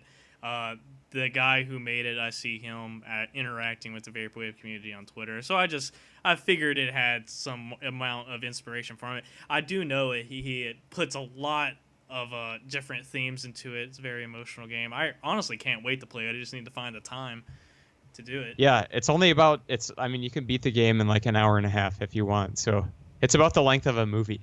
All right. But yeah, I'm friends with the developer Sean. He's a great guy, and I can't wait to see his new project. He's doing a sequel to one of his earlier projects, Anodyne, which is kind of like a Zelda-like, but he's doing it in a full kind of polygonal, just like All Our Asias style. Gotcha. Which is kind of cool. Have you heard of a person named, they're a pixel artist named Geography of Robots? No, I haven't heard of them at all. Okay, so it's recently a guy I found. He's from New Orleans, so he's a local pixel artist from around me, I guess. And he's been making this. I think it's like a point and click type adventure game, and I guess he's doing all the art. And it's very. It's weird to see Louisiana-based pixel art that is it's quite vaporwave-esque. But it's just weird to see my place like that. You don't really see swamp in a cyberpunk type aesthetic. Sure. It's really really interesting. So I would go and give him a check if you're willing. Yeah, I'm looking at the screenshots right now. It looks really beautiful. I played and beat Snatcher last year, so now I'm kind of I'm looking out for more point and click games. I'm currently playing through Police Knots. Oh yes, Saturn. You're doing some good old Kojima stuff. Yeah. I actually bought a Sega Saturn mouse just to play Police Knots with. It makes the experience a lot smoother. Oh, I'd imagine. You can actually point and click. Are you a big fan of the Metal Gear Solid series? Oh yeah, I love them. I think like winter 2016 or 2000, maybe last winter. 2016. I went and beat like every Metal Gear Solid game until the latest one, 5 or whatever. I still haven't beaten that one yet. I cannot beat 5 either. That's the only one I just can't finish at all. I'm not a huge fan of those big open world games. I like them in concept, but at the end of the day, I just kind of want a clear narrative. Yeah, the thing is, for one thing, Metal Gear Solid 5 is essentially 2/3 of a game. So that's one thing about it. Also, it is kind of overly convoluted and not necessarily polished correctly. What's your favorite Metal Gear Solid game, by the way? Oh man, I think I'm gonna have to go with 2. Favorite. Yes. Thank God I have somebody that realizes the light. The ending of 2 messed me up for like a week after I beat it, and I still think about it now. Especially, it just seems like it was so forward thinking that it now even seems forward thinking. It just seems incredibly poignant now with definitely the world that we live in, and just kind of mass surveillance and mass filtering of data. And I feel like the ending of that game is almost like a prediction of the society that we live in now. Yeah, no, I completely agree. Yeah, I mean, it's just one of those games that had excellent story, excellent gameplay, awesome music, and then it just kept you thinking about it afterwards. Yeah, I remember the scenes when you just get out of the torture as Raiden, and you get all the weird, creepy codec calls. Like that whole sequence, I was playing that like late at night as a kid. I was like, I have to put this down. I don't know if this is real or not. This is freaking me out. Like that game was legit, has some good. It freaks you out. It makes you think. It really does. Yeah. I think that's when games are most effective, is when it starts calling the user's like sanity into question.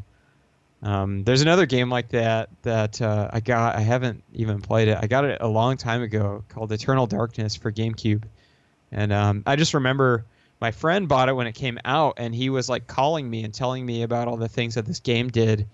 It's like a survival horror game, but it's like psychological horror towards the player, where like you'll be in the middle of a boss battle, and then like the TV just goes black, and you can feel your controller like you're taking damage and stuff.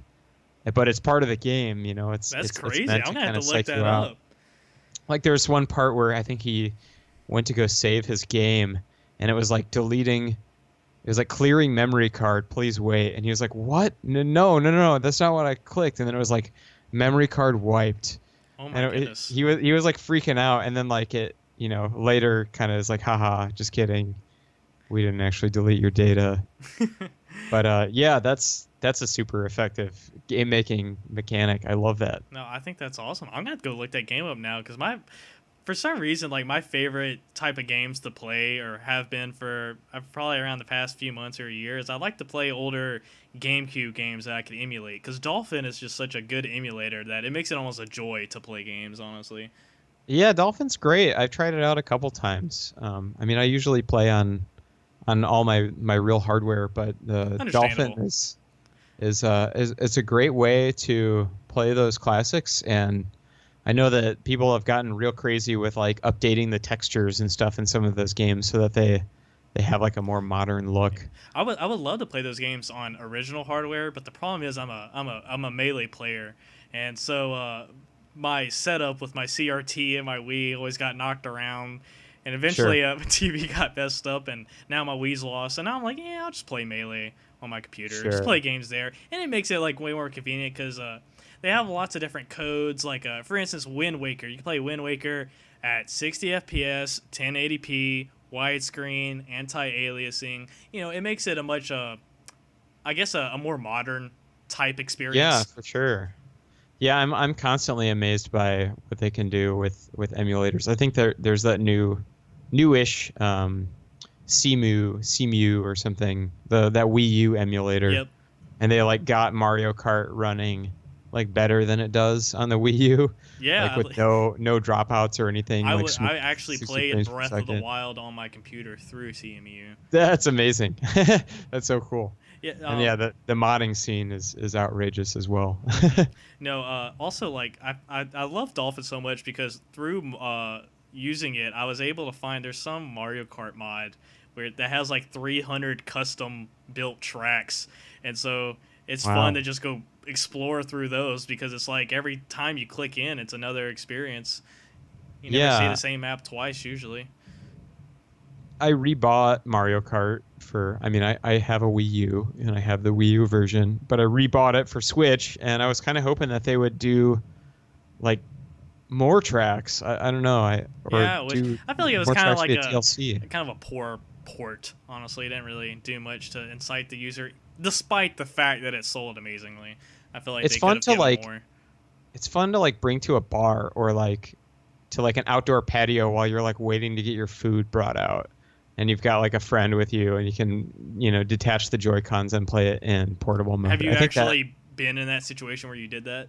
yeah, absolutely. Wow, because me and my friends, we were talking to each other. We were like, I don't know the time when I'm going to take my Switch out to a restaurant, but I'm glad that you're actually doing it for that use. I think that's amazing. I am that nerd. Yeah, I'm glad. I'm glad. I want to be that nerd too. I've even considered because a lot of people they stay on social media, and I've tried to and give it up. And I was like, what if I just take like a Game Boy with me in public or something? And what if I Yeah, just stop using my phone? So maybe I'll start doing that. you should. When I went to Japan last year, I was amazed that like, see people with PlayStation Vitas like walking around. There's still new Vita games available, but yeah, I'd say like every single train I took, there would be at least 3 or 4 people playing portable games, either on Switch or PlayStation Vita or DS, 3DS. So Interesting. it's huge. It's just like it's culturally accepted as something to do in your downtime while in public. I mean, it's just generally, I'd say it's kind of the equivalent of like TV culture here in America. People in Japan love to play games. It's pretty normal. But yeah, here it's like, yeah, you whip out a Game Boy or something. I don't know. Chicago's pretty open-minded, but I've been in other places where it's like you immediately get branded as a ultra nerd, whipping out your Game Boy Micro or your DMG 001 gray Game Boy in public. Oh, I would love to do that. That's exactly what I want to do. I was even I was considering I've seen like different builds people do with like Raspberry Pis and such. Oh And yeah, what they've been doing is like, they'll shove it in there, give it like batteries or solar power and all sorts of different stuff. And then of course you're playing like SNES games on your Game Boy, and they'll put like tiny yeah, little HD screens in them and everything. I've considered doing that. yeah. I would love to get my hands on one of those. I've never like sought out like a portable Pi build, but I'm intrigued by that. I've got a soft modded PlayStation Vita that I use for stuff like that. Got like Gotcha. a bunch of there's a new like, I think the biggest hurdle for the PlayStation Vita was the proprietary memory cards, but within the past year somebody's made a SD card to micro SD card to PS Vita cartridge adapter, so you can now pack in 400 gigs on your Vita or whatever and Wow, really? That's awesome. run like every single PlayStation 1 game, every single, pretty much every game from every console I'm prior about to to. have to get me a PS Vita. What in the world? The Vita's amazing. I think, in my opinion, it's the best handheld ever made, and I'm not sure why Sony failed to promote it in the U.S. It's still big in Japan. There's still like aisles of new Vita games at like their equivalent of Best Buy. There's like a whole aisle of, it would definitely be seen as kind of profiling or sexist, but there's a whole aisle of games for girls that were like cooking games and all kinds of like. It's almost like a girls' toy aisle, but like video games. Profile words, yeah, absolutely. I was a little disgusted that it was all lumped in as games for girls, but I was just like, wow, that's a testament to the Vita market in Japan, is that there's this whole aisle of games I've never even seen that are like dating simulators and visual novels and cooking simulators and all that kind of stuff. No, I feel like it's definitely Vita. So interesting. It's alive and thriving. Yeah, it's a very different culture besides like America, where you either go to GameStop or Walmart and there's, the store is only so big and usually sells, your typical video game type stuff. Newest Call of Duty, yeah, blah, blah, blah. No room for experimentation there. Mm-hmm. But, so you said your PS Vita was soft modded? What'd you do? Yeah, so you have to have version, well, I feel like the homebrew scene changes so rapidly. Is it still but there's like a couple of like evolving really and active? talented. Oh yeah. There's check out the Reddit subreddit for Vita piracy. There's a huge amount of people on there, and just Vita homebrew. You don't necessarily have to be engaged with piracy to get into the Vita homebrew scene. But basically, where I got my Vita, you had to have firmware version 3.60 or under in order to run the exploit. And there's this genius hacker, goes by the name of The Flow, that's done the bulk of the work in the community as far as getting the PS Vita to do whatever you want to do. Dude, this seems awesome. It's an amazing I'm looking device. it up now. Yeah, it's still like active and thriving, and there's still like limited run games. I don't know if you're familiar with them, but they're like the game equivalent of like an indie tape label. They'll do like 3,000 copies of a game physical release that would be like otherwise only available digitally. And they're still limited run games. Yep, just like that. And they're still pumping out physical Vita games, it's always nice. Oh, I see. That's really cool. Yeah. So yeah, it doesn't matter what console there is. There's a scene behind it. There's a Sega Genesis scene. There's like a new Genesis game that came out this year called was it Tanglewood, I think. There's another one coming out called man, sorry if I'm butchering these. It's like Xeno Panic. Probably start Googling these before I spit them out. But yeah, there's people making new Dreamcast games, people making new SNES games, people making new Nintendo games. It's huge. Every single console still has like a scene, and it's hard to keep up with everything. That's awesome. No, I feel like that's amazing. I've heard of very few like games like that where people are making small their own cartridges and stuff, but I haven't really explored much into it. But that looks like something that I'd probably be interested in too, because I like the way that Vaporwave is with tape culture and stuff like that. Yeah. I mean, it's especially cool when they put out physical cartridges. Most of the time you can buy the ROM online and run it on your emulator. But yeah, I mean, I went, I bought my first EverDrive, I think maybe late 2016. I got the PC Engine TurboGrafx EverDrive just because those games are kind of hard to find. And yeah, it allows you to run homebrew and ROMs and hacks and stuff on your original console. So awesome. Now I have one for Super Nintendo, one for Sega Genesis, and the TurboGrafx one. Right. But yeah, it's cool. There's still like new developments being made in those fields. Just recently, somebody figured out how to run Super FX games that use that special chip, like Star Fox. Mm-hmm. They use the Super FX chip to run the kind of primitive polygonal models. Somebody got those to run on the SD to SNES, which is the Super Nintendo EverDrive, gotcha. Which was like unheard of before. Like nobody could get those games to work. They wouldn't run properly because it's missing an actual Super FX chip. So somebody has figured out some technical wizardry to get those to work. All right. Well, no, that's awesome. I have a quick question. So, can I basically turn a Vita into an emulation monster? Absolutely. You can run RetroArch on Vita and emulate pretty much everything from, Coleco all the way up to, like, I think PlayStation N64 is where it starts to get a little dicey, but they'll run. They'll run. Would you say run well? It depends on the game, I think, and it depends on the core that you use for the game. Like RetroArch is kind of an all-in-one emulator where you can install different cores from different emulators. Yeah. And each one does different things better. Like if you're doing like Neo Geo emulation or arcade emulation, there's like Final Burn Alpha is like the ROM set that you want to get and the core that you want to use. And then, SNES, there's the Hygen is like kind of the premier SNES emulator where it's known as the best kind of bit for bit reinterpretation of the hardware. Gotcha. But yeah, you can absolutely use the Vita as just kind of an emulation powerhouse. That's what I would I love use to mine use mostly for. I mostly use mine for PlayStation 1 games. Yeah, that's what I was thinking. It would probably be amazing for. I would love to just play Metal Gear Solid on the go. That would make me so happy. Yeah, and then there's now like HD. They ported Metal Gear Solid 2 and 3 to the Vita, so. Oh really?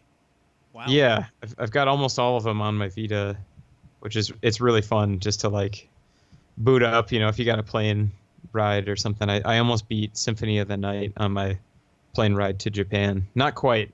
I got to the Upside Down Castle, but yeah, it's super fun. It awesome. looks amazing too on the screen. Yeah, I'd imagine. How nice is the screen on it? It's been a long time since I've actually used the Vita. I recommend the Model 1 Vita because it has an OLED screen over an LCD screen. And the best thing about the OLED is if a pixel is black, it it's just turns off. off. Yeah. Yeah. Yeah. So I got so addicted to the Vita's OLED screen that Black Friday last year I treated myself to like the 55-inch OLED big screen TV. And yeah, I'm super happy with it. Yeah, you got to do that, man. That sounds awesome. I love OLED, honestly. I wish that's I think like the new iPhone 10 has it, but that's like the only reason I really want to get either. That's like one of my main pulling points towards like a either Android phone or Samsung, or I guess the new iPhone is the fact that hey, it's OLED, because OLED in my opinion is the best type of display.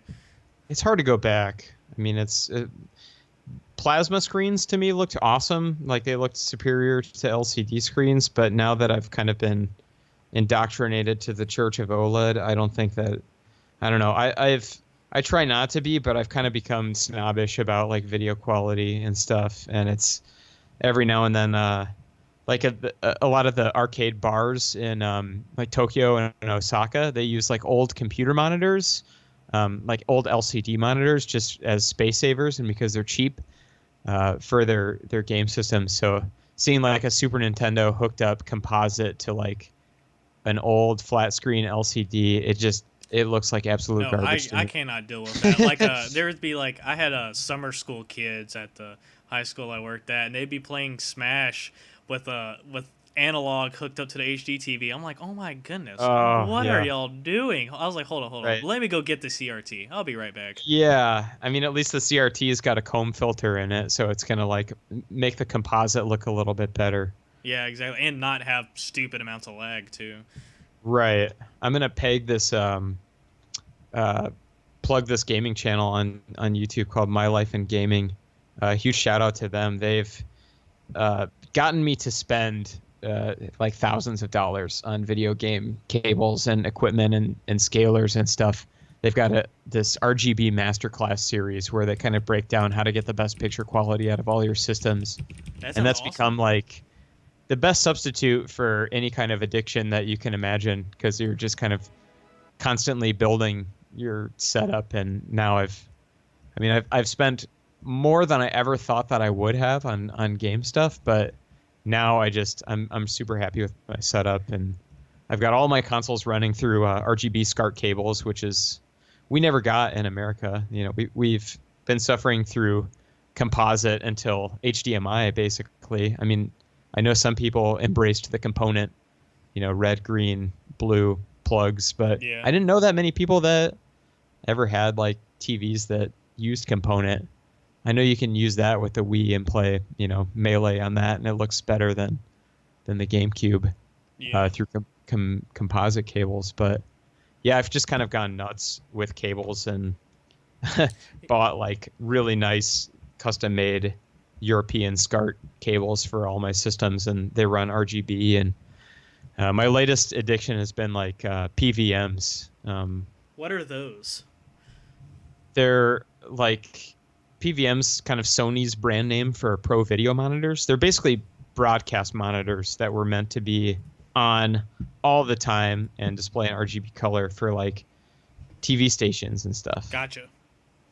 So it almost feels like, to quote My Life in Gaming, it almost feels like another technology altogether from like LCD, OLED, CRTs. They're just like these ultra sharp, ultra crisp, like high definition CRTs, and it looks amazing. Like it just gets my blood pumping as soon as I turn one on. How expensive are these? Are these hard to find, or? It depends on who you're dealing with. You know, if you're dealing with like recently I started like cold emailing production studios in Chicago in hopes of finding a bigger one. I bought like a little 8-inch PVM off of a guy at a swap meet. We have got like local gaming swap meets put on by the Galloping Ghost, which is an awesome arcade up here in Chicago area. But I started cold emailing production studios, and a guy hit me back and had like a 1991 25-inch PVM, which is pretty hard to come by. And he let it go for like $100, which I feel like is pretty cheap. That's not too bad for what you describe it as. They can get pretty expensive. I've seen like the higher end, more desirable models are BVMs, which is, you know, PVM would be professional video monitor. BVM is broadcast video monitor. Some of the Sony BVMs get up into the like $3,000 or $4,000 territory, depending on the scarcity. And it's because they're so technically superior, and there's not that many people out there that know how to work on them, and there's only so many of them out in the world. You're never gonna see new BVMs being put into production. Yeah. And some of these, like, you just can't believe that you're looking at like a CRT. You know, they look almost just that sharp. Yeah, I mean they look like I prefer my PVM to my OLED, honestly. The OLED just looks like super flat and like lacking in depth and texture, but the PVMs it just looks real. I don't know how else to describe it. That sounds awesome. I'll have to look into that a little bit. The thing that puts the PVMs over the top is TVL count. I'm going to get into super nerdy territory here, but go ahead, man. TVL stands for TV lines, and that's not your vertical resolution, but your horizontal, the number of horizontal lines. Yep. So like lines from left to right. So like average CRT, like later 90s, early 2000s CRT is going to have like 400 TVL, you know, sometimes like from like 300 to 500 TV lines, whereas like a PVM will have like 600 to up to like 1,000 TV lines. So like basically when a CRT like scans downward through the screen, these BVMs have just more lines, so it just scans more lines and makes it more crisp, I guess. Is that what we're going for? Yeah. So your vertical resolution is like, you know, obviously like if you have a 1080p signal, you get 1080 vertical lines. If you have a Genesis or Super Nintendo, it runs at 240p. So what you're getting is a line, and then it skips a line, and that's your scan line, and that's going to be a black line, and then, you know, another game line, and so on and so forth. But whether those pixels look like round or perfectly crisp depends on the TV lines. So if you have more TV lines, then it's, you know, say you have a pixel that's made of like 3 TV lines, it's going to look a little bit rounded. And you can see them if you get your face really, really close to your CRT. Whereas, like, you know, a 1000 TV line BVM it almost looks indistinguishable from like an LCD, but it still has like the warmth and depth of a CRT. Awesome. That sounds It has to really be cool, seen in actually. person. All right. I wonder where I could actually find one of those to look at. Yeah, if you're in like LA area, I think that's kind of the hot spot for those because there's so many production studios around there. Call up your local TV station if they've been around for over 20 years and see if they have any in their storage room. News stations and such. Yep, news stations, TV broadcast stations. I've heard of people getting them from like endoscopy carts, like where they put the camera into your body basically, and they have like that monitor there. Mm-hmm. Yeah, they used to use like Sony PVMs on those carts too. I've heard of people getting them from like tech recycling places or like medical auctions. I think I've seen those at like state auctions and such. Yeah. I occasionally will browse the state auctions. I have like more TVs than I know what to do with now, so I'm kind of trying to like refine and pare down. But yeah, every now and then I'll pop into the like police auctions and search for PVMs. All right. That sounds pretty cool. I'm trying to think. And you said that you run around. You said you got yours for around $100, but was that the 8-inch one or the bigger one? That was the 25-inch one. I mean, I paid $100 for my 8-inch one too. So okay, that was from somebody that went to a game swap meet to sell a PVM to a gamer. So they obviously knew what they're worth, and that's kind of about what those sell for on eBay. Every now and then, if you're not looking for the Sony monitors, you can find a lot more. Ikegami is another great Japanese monitor manufacturer. I mean, they make a lot of other electronics. They're like Sony too, but those for some reason are not as desirable as the Sonys. And like I got like a nice Ikegami 14-inch monitor from eBay earlier this year for about $160. And it looks amazing. It looks just as good as the Sonys. All right. You just have to get you have to invest some money in cabling too, because it takes BNC inputs, and then you'll need something to feed those inputs. So like a custom SCART cable with a BNC breakout or whatever is something that it's just more money that you have to spend on on cables and stuff. A deeper and deeper rabbit hole. Yeah, it never ends either. I thought that like once I got my XRGB FrameMeister upscaler, that would be it, and that would be like my preferred way of playing games. But oh no, here comes the open source scan converter, and then I start finding out about the PVM technology and stuff, and it really never ends. Yeah, I think I've seen some of your tweets about that. I've been like, this stuff is really interesting, but I remember I like Googled the price of one of those scalers or converters or whatever, and it was like $300. I was like, nope, cannot do. Yeah, that was kind of the first hard pill to swallow, and then like once I bought that, it was just kind of like, whatever, money's no object if it leads to gaming bliss for me. yeah, I guess so. I mean, that's what you got to do. It's a great way to look at it. Yeah, some people have like drug addictions that they spend their money on, and this is my drug. So. Yep. great way to put it out. Honestly. Nothing wrong with addiction. Yep. No. Guys, if you have trouble with your local addiction, please talk to a trusted friend, please. Right. Yeah. I mean, unless it's doing your body harm, then then you should talk to somebody and seek help. Yep, definitely. All right. So now to jump a little bit, not I'm having a great time talking, but I want to get to some other stuff. What plans do you have as an artist going into the future? Well, right now I'm working on a collaborative album with R23X, and we've been working on this for a little while now. Each of us we're collaborating via Dropbox, so we'll start off with a stem or a melody or an idea, and then kind of bounce it back and forth until it becomes a song. So that's kind of what I'm putting the bulk of my creative energy into. Are you going to release that under a different artist name, or is it just going to be R23X and Equip? We've been bouncing that around a lot, and I think that we're just going to stick to our own respective artist names, R23X and Equip, because I think that's one easy way to get like all of R23X's fans to listen to it, and maybe all of the Equip fans to listen to it, whereas it might be harder to find if we made a pseudonym. We've got kind of like a tentative album name, and we were thinking like, well, if it does well, if people like it, then maybe we can just kind of adopt the album name as the project name as it goes on. But time will tell. Take the 2814 route. Yeah, sure. I mean, I think we've got like 5 finished tunes now.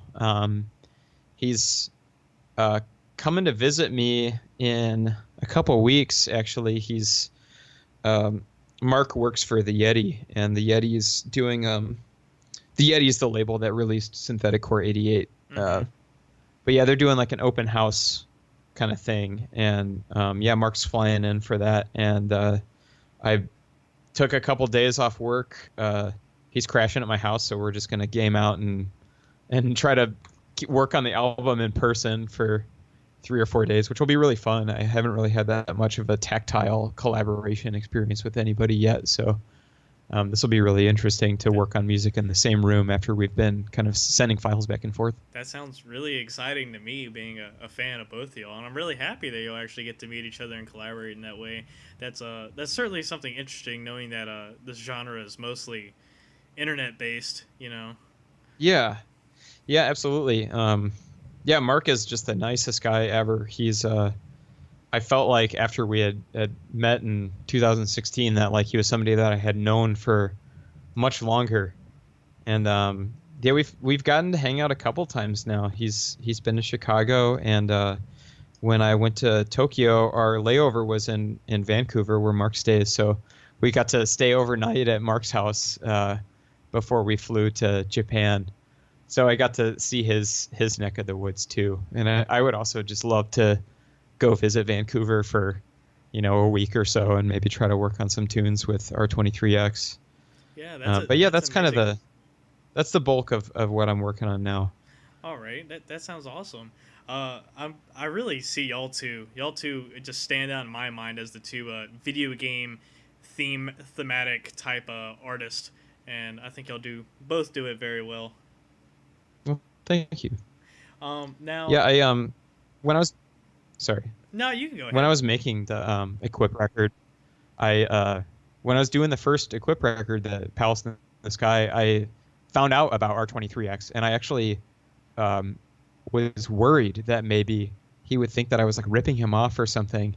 And I made a conscious effort not to listen to any R23X until I was done with the record, just so that like I wouldn't unconsciously rip him off.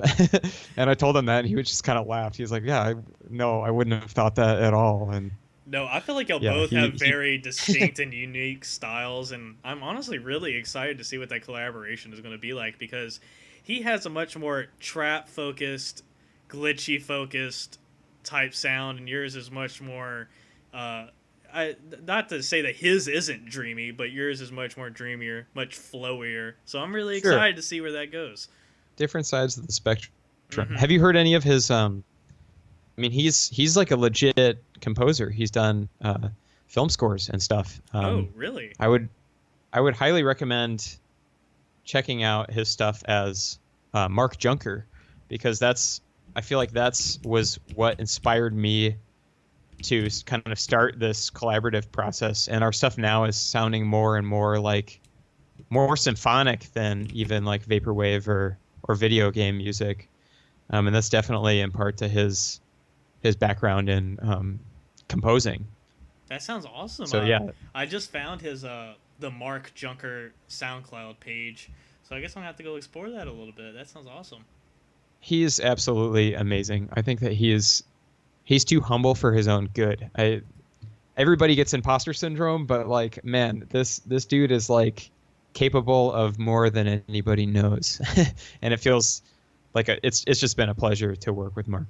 That's amazing. I'm glad you feel that way, because that's the way I feel about you. When I heard you, I was like, I know this is this guy's debut album. I didn't know much about you when I first heard you, but I was like, wow, this guy, he knows something. He's got something going on.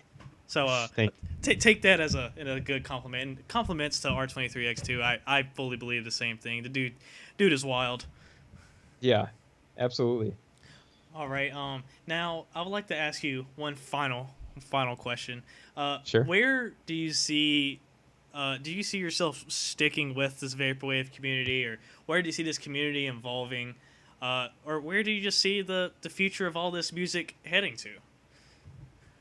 I mean, ultimately, at the end of the day, I'm gonna make what I want to make, regardless of if it's shoegaze or drum and bass or hip hop or vaporwave. And I mean, don't think that I don't think that synthetic core was very wavy, but it was still accepted by vaporwave fans.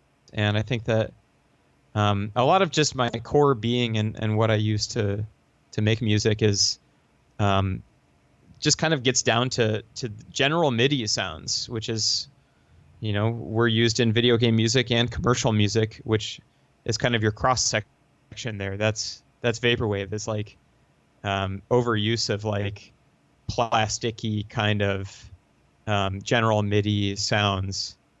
They sound dated to a lot of people, but to me they sound like really, really pure and clean and beautiful. I know that James Webster of Death Dynamic Shroud and HMCJ is like also of that mindset that like those early general MIDI sounds are just very pure and clean and beautiful. So yeah, I mean, I can't say that I'm just gonna make vaporwave records for the rest of my life. I think that'll just keep making music, and if the vaporwave influence comes out, I don't ever like try to restrain it or pigeonhole it. I think that if you pulled a couple select tracks of stuff that I've made, it would sound nothing like what you're used to from the Equip project. Just the other day, a friend of mine wanted a trap beat, so I kind of deconstructed some radio-friendly trap, and I've been like listening to those sounds to figure out how they're made. And I think I did a pretty good job of recreating it. So I don't know. I think that whatever music comes out of me is just going to be a byproduct of everything that I listen to. And as long as I'm still influenced by vaporwave, it'll continue to come out in my music. And I have a lot of gratitude towards the vaporwave fan base for having accepted my music as vaporwave, even though it's not made with samples or anything. So, I mean, I keep that in mind when I'm making stuff. I'm not like making stuff for an audience. I'm making stuff for me. Gotcha. But every now and then I'm kind of like, I bet the vaporwavers will like it if I do this. All right. And like crank a drum delay send to like a phased return or something like that. So yeah, I love vaporwave and I like the community a lot, and I like that everybody is just so supportive, and they like to, I mean, the vaporwave fan base ultimately, I think, likes to support each other, and I like that a lot. And I'll try my best to support the stuff that I like. And yeah, I think that the vaporwave fan base is great, and I'm happy to be kind of considered part of that community. Well, I'm glad you do feel a part of it, and thank you for also supporting me in even my small ventures into this. Because even though I've been listening for a long time, haven't really given back, But this is the time where I feel like I could actually I could bring something to the community that I feel like is of worth. That's why I was like saying like, oh, maybe Vapor Memory will want this, because I truly feel like maybe this is how I can make some of an impact on the scene.